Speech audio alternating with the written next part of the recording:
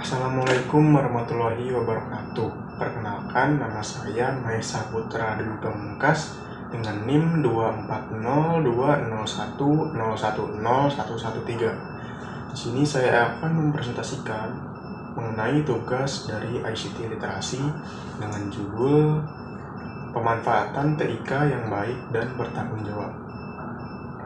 Ruang lingkup yang akan saya bahas pada presentasi kali ini terdiri dari definisi dan tujuan, lalu prinsip penggunaan TIK, manfaat pemanfaatan TIK, contoh kasus pemanfaatan TIK, akibat negatif penggunaan TIK, dan cara menghindari akibat negatif. Yang pertama, definisi dan tujuan. TIK atau Teknologi Informasi dan Komunikasi merujuk pada penggunaan teknologi untuk mengumpulkan, menyimpan, mengolah, dan menyebarkan informasi yang mencakup perangkat keras seperti komputer dan perangkat lunak yang mendukung pengelolaan data. Tujuan dari TIK itu sendiri yaitu ada meningkatkan efektivitas dan efisiensi dalam pekerjaan, lalu memfasilitasi pembelajaran berbasis teknologi dan mendorong kreativitas dan inovasi dalam berbagai bidang. Berikutnya ada prinsip penggunaan TIK yang bertanggung jawab. Yang pertama ada etika digital, di mana kita harus menghormati privasi, menghindari ujaran kebencian, dan mematuhi hukum. Lalu mengenai keamanan data, di mana kita harus melindungi informasi pribadi dan juga menggunakan teknologi keamanan.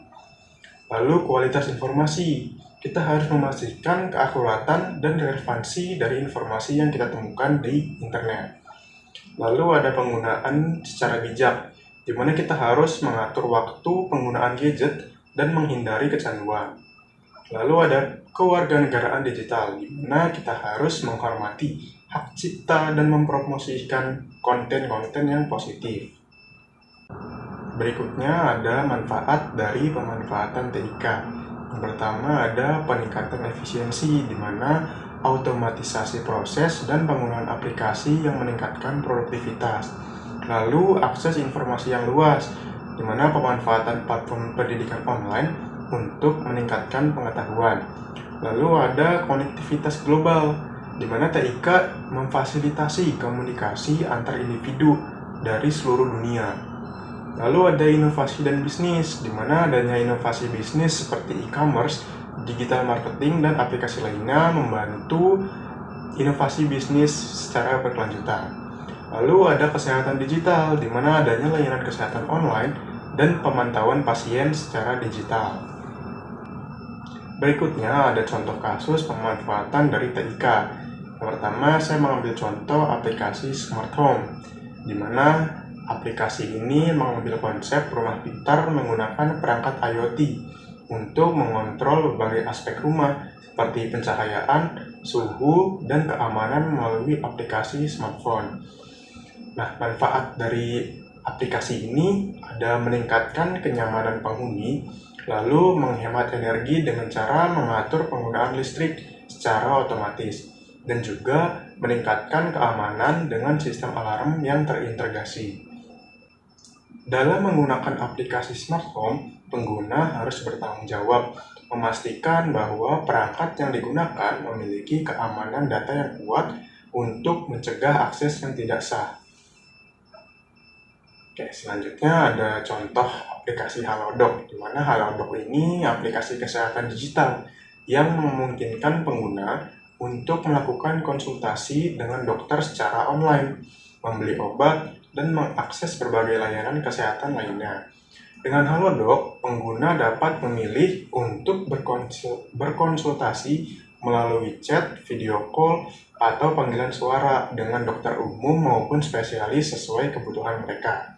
Di mana manfaat aplikasi Halodoc ini ada memperluas akses layanan kesehatan terutama di daerah terpencil dan juga mengurangi resiko penyebaran penyakit menular dengan mengurangi kunjungan fisik ke fasilitas kesehatan. Nah, penyedia layanan atau Halodoc ini harus dapat menjaga kerahasiaan data pasien dan memastikan bahwa platform yang digunakan aman dari serangan cyber. Di sini ada akibat negatif dari penggunaan TIK. Yang pertama ada kejahatan cyber, di mana seringkali muncul kejahatan cyber seperti penipuan dan pencurian data yang sulit ditangani. Lalu ada penyebaran hoaks, di mana informasi hoaks ini tersebar dengan cepat melalui media sosial yang dapat mempengaruhi opini dari masyarakat sekitar yang menggunakan TIK itu sendiri. Lalu ada cyberbullying, di mana tindakan pelecehan online yang berdampak serius pada kesehatan mental korban. Lalu ada pelanggaran privasi, di mana data pribadi rentan disalahgunakan yang menyebabkan pelanggaran dari privasi. Lalu ada ketergantungan teknologi, di mana terlalu bergantung pada teknologi dapat menyebabkan kecanduan gadget.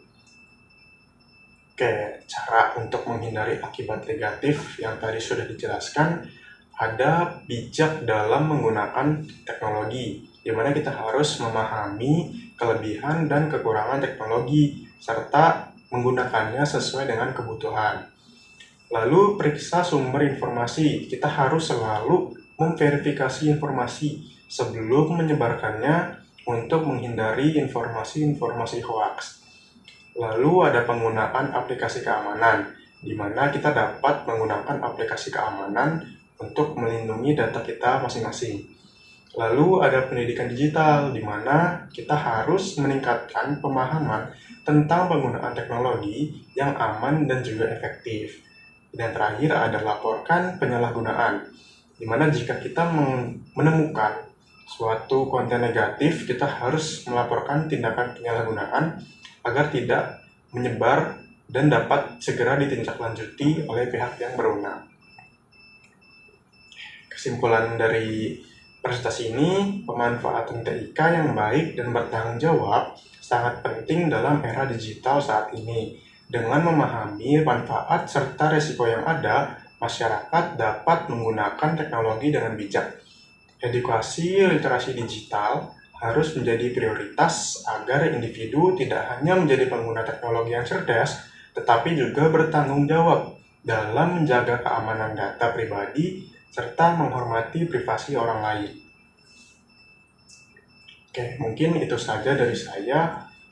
Kurang lebihnya mohon maaf. Terima kasih. Wassalamualaikum warahmatullahi wabarakatuh.